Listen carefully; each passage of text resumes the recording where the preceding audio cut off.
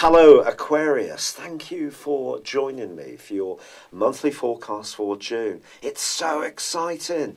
Mars, the planet of drive, determination, willpower, sex appeal is going to be in your sign through to the middle of November, all but 2 weeks. This is a very rare extended transit through the sign of Aquarius. So it's going to promote Aquarius values of fairness, of democracy, but also independence and uniqueness. But Mars, it's true, is going to be forging an opposition this month with the point of destiny, the North Node in the sign of Leo, which has been activating your relationship sector since last May 2017. So all through this month, you're going to need to toggle your desires as an individual and your physical thrust and approach to life with how you interact with others. But as this month begins, the relationship planet is actually in a very practical location, the 6th house. And the Sun and Mercury are in the gorgeous 5th house for you, which is all about play, self-expression, creativity, joy. And Mercury being so close to the Sun is also going to see you quite bright and bubbly, and perhaps also having some strokes of ingenuity too. But it is true to say that from the 4th through to the 11th, the Sun is in a Mercury right angle with Neptune. Your desire to splash out and enjoy yourself could be quite high, but if you are keen to impress someone you like romantically, try to avoid the grand gestures, Aquarius, because you could be a little bit not mistaken, but not necessarily fully informed of the circumstances, because Neptune distorts. This can affect me, of course, just as much as you, and it's in the 2nd solar house. Think back to 2012 when Neptune arrived in this sign in Pisces from Aquarius. Attitudes to values, self-worth, resources, foundations may have been quite a movable feast since then. So if there just is that spontaneous desire to be generous, which is often the case, then just be conscious of this particular square. There could also be a bit of disappointment if you do spend money. It may end up being for something you can't really see the tangible value or worth with. However, in a much more enlightening way, there is a gorgeous angle between Jupiter and Neptune all through this month. So Neptune can still come back and reward you handsomely. And it could be you taking a lead in any kind of altruistic activity, such as a sponsorship situation, or doing something for the good of other people. And that can actually be something that you can find richly rewarding in almost a more spiritual way. Now there is, from the 4th through to the 8th, a really tricky opposition between Venus and Pluto. It's possible that you've got a bit of a secret admirer, Aquarius, and they could reveal their hand across those days. Or is it you who's going to hear from an old flame, or someone who was important to you in your past is going to come up in your consciousness in a much more powerful way? Just be careful about your motives and those of others. This actually can be a really lovely aspect in the sense that it can draw people together, it can make us much more connected physically, and also can be good financially. But in the 6th and 12th houses, I think this points towards some intrigue, so just proceed with a little caution. Now on the 13th, there's a glorious new moon in the sign of Gemini, which of course you're going to embrace. This gives you the boost over the following month to demonstrate just what a one-off you are.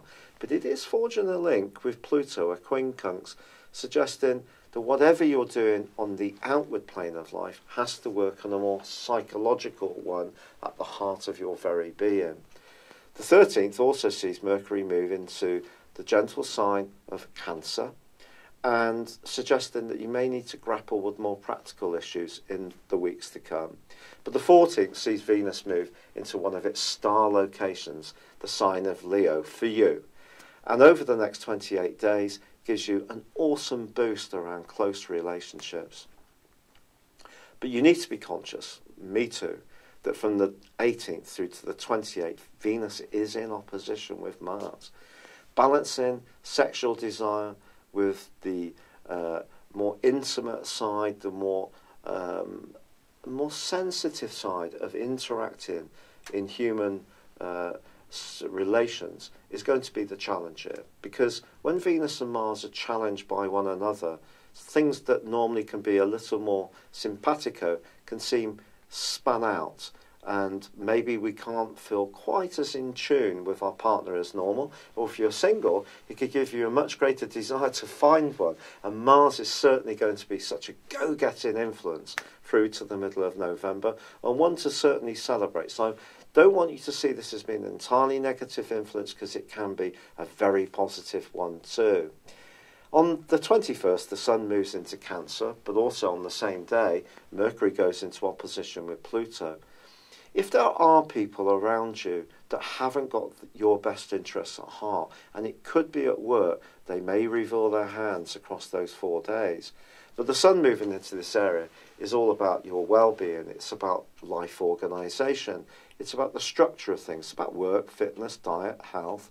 It's about reading the packets to make sure that we're aware of what E's are in them, and if we can try and get as much virtue into the things we're eating and limit the things we're drinking that are not necessarily so good for us, and just cooking things from scratch, being much more practical and grounded, then that's a good thing to do.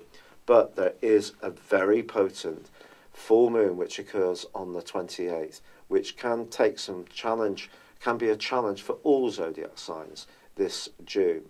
This is because it embraces with our traditional ruler of Saturn, but because it's in the 12th house, just proceed very carefully in the following 2 weeks.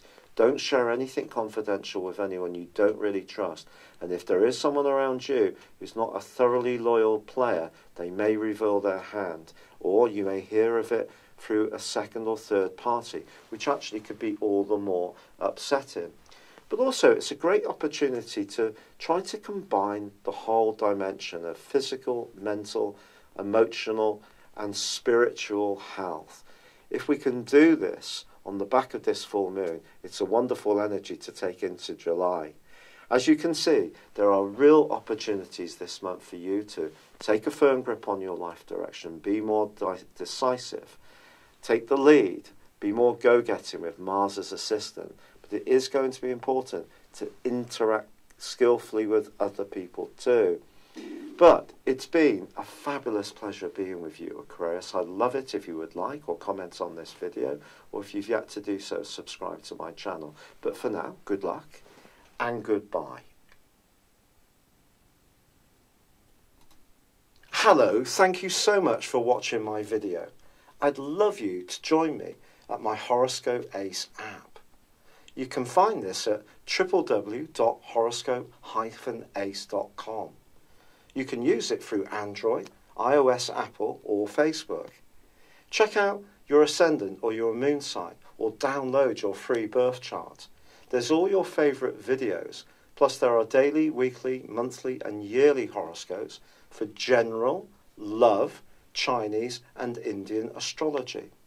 If your passion is tarot, there's my brilliant 3-card money or love tarot readings too. And it's all there at www.horoscope-ace.com. Thank you.